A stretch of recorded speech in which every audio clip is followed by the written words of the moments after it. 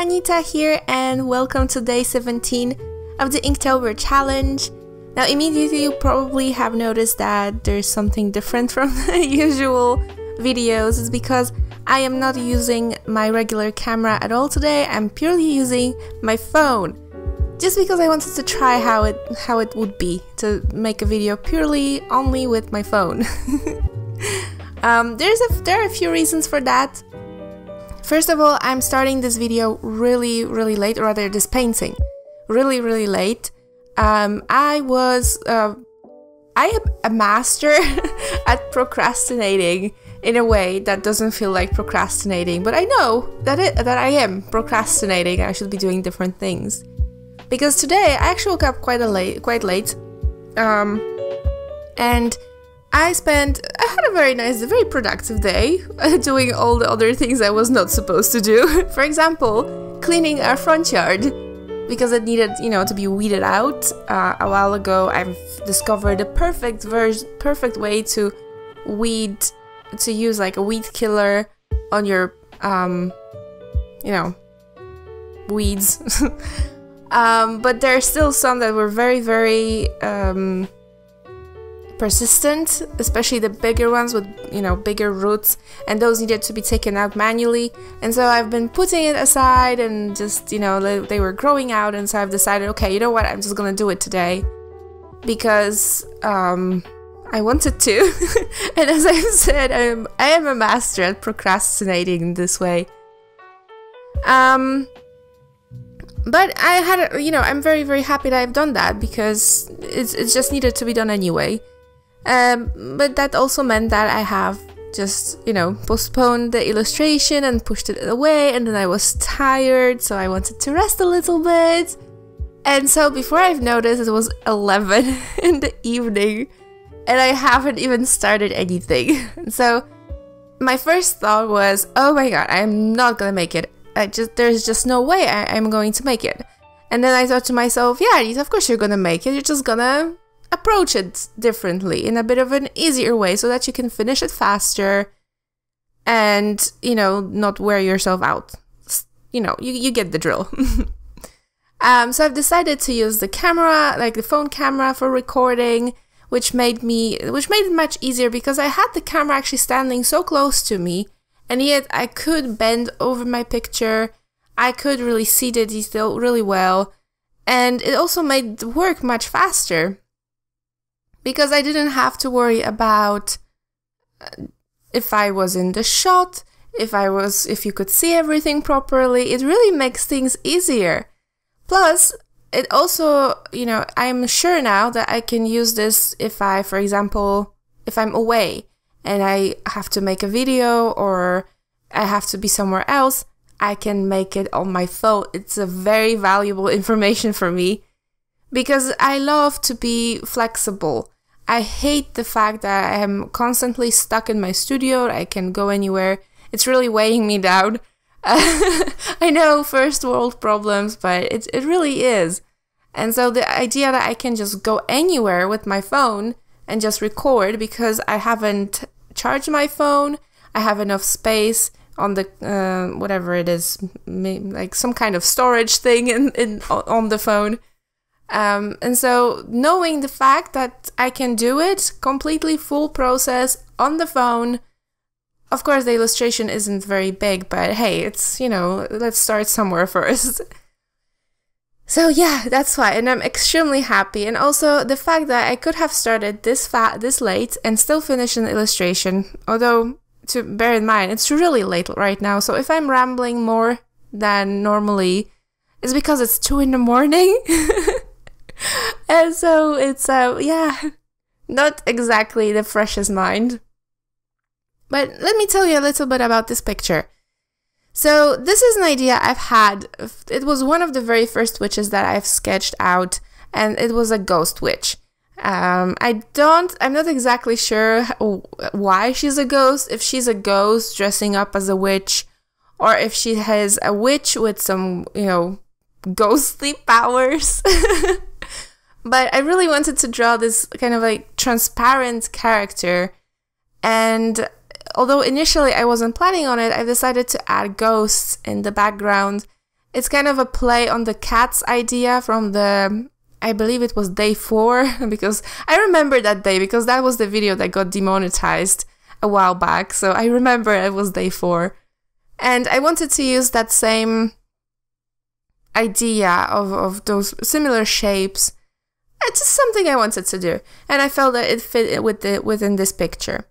So as you can see, it's a very simple picture. There's not much detail going on. And so to compromise, to bring that detail, I've decided to use quite a lot of pen, fine liner shading, just adding detail that way so that there's that line, that sketchy line going on. And so you can see me adding a lot of details here. I've added a whole dark, basically I wanted to add a texture to the hair because I wanted the hair to be black. That was my idea from the beginning. I feel like I was struggling a little bit with it. I will have to look back onto that picture. It's too late to analyze my own painting. That's how you know I'm really tired, because I'm not analyzing really what I've done or could have been done better. But I feel like I could have done something different with the hair. It wasn't... I mean, I'm really happy with how it looks like in the end, but it's not what I was planning on making. And that's another thing. Sometimes when I'm really tired and I paint, things come out really surprisingly nice in a different way that I wasn't planning to do. So I always like that. I always felt that I told you yesterday that I was doing this interior design decorating class thing, and there was some projects there that I had to do aside of my normal school. So I was working on them really late in the evening, often very late, like 3, 4 in the morning, with my mind after all the work during the day, all the school during the day. And now after this project, my mind was swimming. That's how it felt, like everything around me was just swimming, like I was floating somewhere.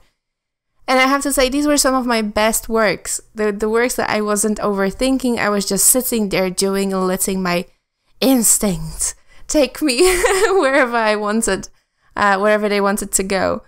Of course, it doesn't work like this anymore, but back then it felt so I don't know, magical in a way. So here I'm struggling a little bit with deciding how dark I want those ghosts to be. I knew I wanted them to blend into the backgrounds. Of course, we have the very black background, and so in my way of painting right now, that means that the next layer, which are the ghosts, will be slightly lighter than the background, and then the character, which is the third layer, will be the lightest. I don't know if I will move. I don't feel comfortable moving away from that pattern. So it's either the character is dark and then it blends into the lighter background, or the other way around. So I'm not comfortable yet to even imagine anything else right now. I was really struggling with her body. I wanted it to be transparent, but I wasn't sure how to go around achieving that transparency. So you can see I'm basically working on everything else first, and that's, as I've mentioned before, that's something I do. If I'm not sure about how to proceed in a certain area, I'm doing everything else first and leaving that for the last. Because sometimes that thing I'm painting, I'm not sure about how to paint it or what color to give it, anything. I'm not sure about the details. Once I add background and other details, the answer becomes very, very clear, because then I have something to kind of refer it to. So how, for example, what the color would look like against other colors. I can kind of see it that way. In this case, I didn't know how dark I wanted the transparency to be. And so I started very light, and then I just kept adding on top of it until I figured out that it was enough. It felt somehow good. Another thing I wasn't really actually feeling, I wasn't feeling like drawing the details today. That's mostly because, I was short on time, I was already tired, and it's completely my fault. You know, when you have a project, you do not leave it last second. Because this is what you get. You rush. It's not like I was skipping certain points, or I was just rushing what I was doing. So I didn't leave myself enough time to, for example, consider, oh, how I want the skulls to be. Stuff like that, you know? Sometimes, you know, overthinking is bad, but not thinking enough about what you're doing is not very good either. At least, you know, in my case. So here I'm deciding that in the end, I want those parts that are closest to her, which are the hair. I wanted them to be the darkest. And that's when I finally started feeling that, oh, this character has shape. However, I'm still not 100% happy with how the body turned out. Mostly because perhaps if I actually spent a bit more time on this painting and did some, for example, wet on wet washes, built up the transparency that way, instead of really blocking in the shapes, which doesn't look bad, but I think it would have looked much softer. And I feel like the softer look fits ghosts and transparencies better. That's just my personal opinion. I mean, you know, it's hard to say what fits ghosts better, right?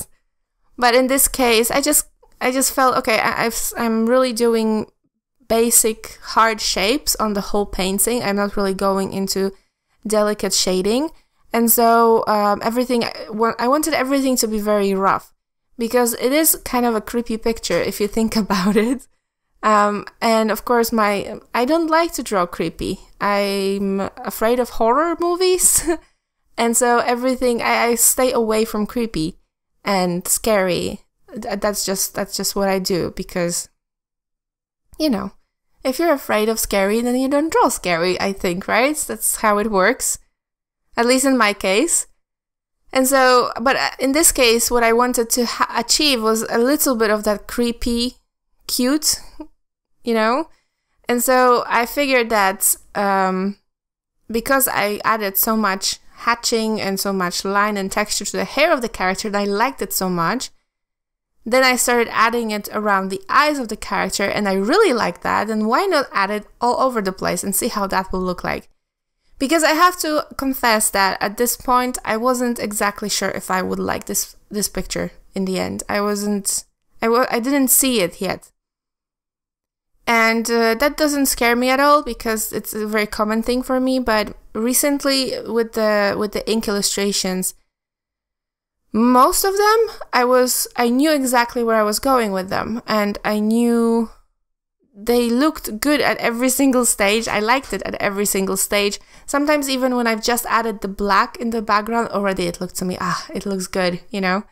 And in this case, I wasn't feeling it. And so once I started adding those lines, that's when the character of the illustration started to become more apparent. It wasn't just wishy-washy. It started to have like texture to it, character, just something happening, because I usually leave that for the details. But here I don't have that many details. It's a very undetaily illustration for my standards. So, you know, I have to bring it in somehow in a different way. And that's a very good exercise, because, you know, I don't do it that much. So as you can see there, I'm adding a few lines to the body where the hair is supposed to be transparenting through. And I really like that. It is perhaps a little bit too dark. Perhaps I should have done this with a very thin paintbrush, perhaps. But I'm really happy with just how it looks like. It really looks transparent to me. And that's enough, you know. So here I'm adding a few bits, just trying to layer the shade, the ink, to just build up that transparency, so that her little wiggly arms are transparent and like have different tones in different places, so that it looks like she's really overlapping those ghosts in the background and her hair and stuff. I'm adding a little bit more of the lines as I go, just adding more fine liner as I go. adding a little bit more paintbrushing, just ink washes as I go. Here I got a little bit too excited, but that's okay. We're gonna put a signature there later. It's barely visible anyway.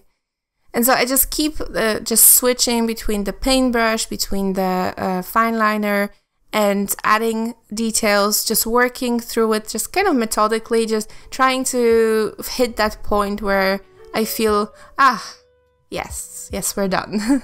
I have that moment when I just feel, yeah, that's plenty, that's enough. I could probably work on it a bit more, but this is where I'm gonna stop because it looks good. Okay, it's not necessary to work on it any longer. 90%, guys, always 90%. And so yeah, that's pretty, I think, except the one painting I've done on last Sunday, that was just made of completely just fine liner. This is the most fine liner I've used in any of my pictures, I think, because even the ones when I've made the the fur detail and the little shiny bursts on the, I think it was the merchant witch, even there it was supposed to look like ink and not like hatching, if you know what I mean. So this was probably the most hatching I've done on camera. I really like it recently after that Sunday picture. And here I'm adding a few white details, just adding some shiny to the eyes to make it look extra cute and creepy. And then I'm adding a few shiny bits inside her body, just to bring back, just to make it more shiny. I wanted it to be more magical, and she has a almost white outline around her. I wanted to bring that a little back in, add a little bit of interest. And yeah, that's today. That's it for today. It's a bit shorter video than usual, not much, but it was really much easier to record with the phone, and I got less footage, but I feel like the footage that I made was much more comfortable than in a while. So I'm very happy, and I hope you guys enjoyed the video. Please let me know in the comments if you did. I love reading your comments. I'm a bit late with responding to them, but sorry for that. And yeah, thank you so very much for watching. I will see you guys tomorrow. Bye!